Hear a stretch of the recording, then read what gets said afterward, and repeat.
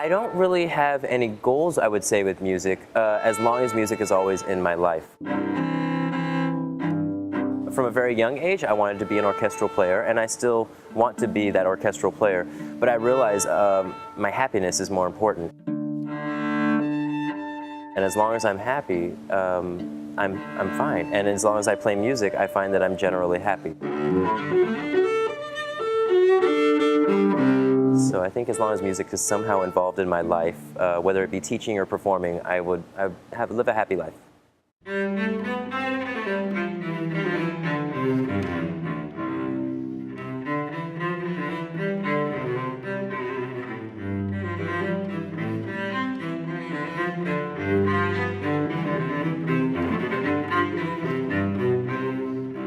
I would say that when a note is played, when it's really in tune and when you've hit the sweet spot of that note, you definitely can feel it. You can feel when it's more, for me, since I've been playing for so long, it's more when I don't hit the note right. That's when I notice it. So for the majority, I can feel something in my gut that tells me I'm doing well until I mess up. And then that's when I'm like, okay, wait a second, that was wrong. So generally, it's more on the positive than the negative side.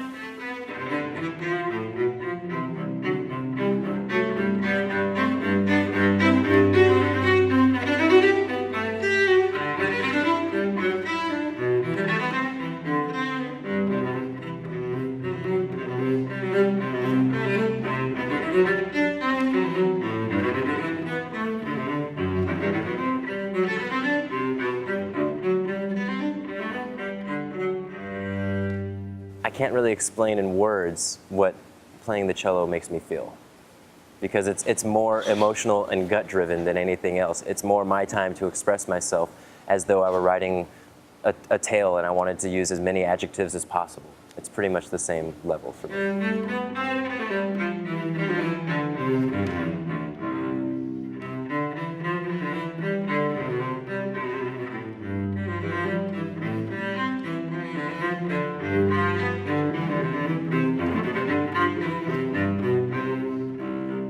I actually didn't start with the cello. My brother started with the violin, and being a sibling and having rivalry, I decided to pick up the piano.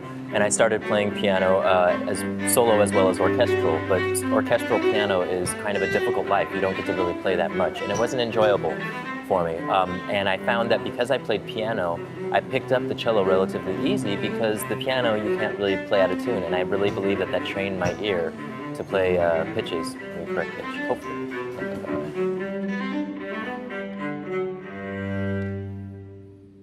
My first contact with classical music was probably, I'd say around 3 or 4 years old. I started asking my dad to every night play Danse Macabre. It's a piece by Saint-Saëns. It's very descriptive. It's a tone poem almost, where it has a storyline to the music. And it was so vivid that I remember I asked him to play it every single night, and I could just lay in bed until I fell asleep, picturing all these little morbid, macabre figures dancing around in the forest.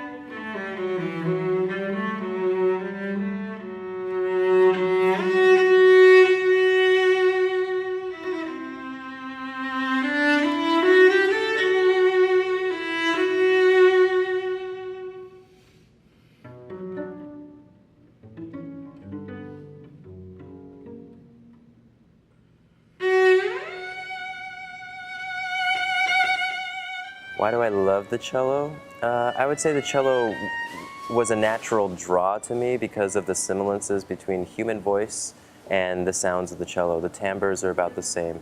The human voice and the sound of an instrument, the cello as an instrument, have very similar qualities, and so it's as if I were singing without actually having to sing.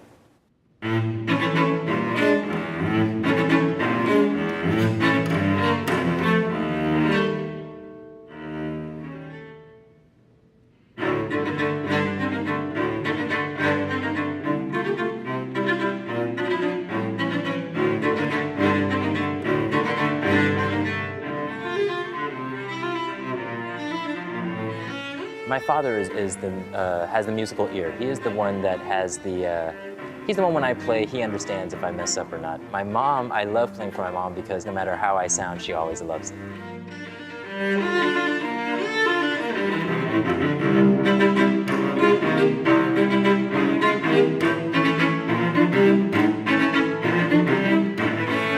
South Beach is really nice because of the fact that it's a resort town. It's completely, you feel like you're always on vacation. The weather's beautiful, the people are happy because it's normally a clear, sunny day like it is today. The nightlife is amazing, there's so much entertainment going on. It's 24/7, it is non-stop. You could do anything out here. Stay focused in South Beach is a challenge. It's honestly, if you could do it in South Beach, you could stay focused anywhere.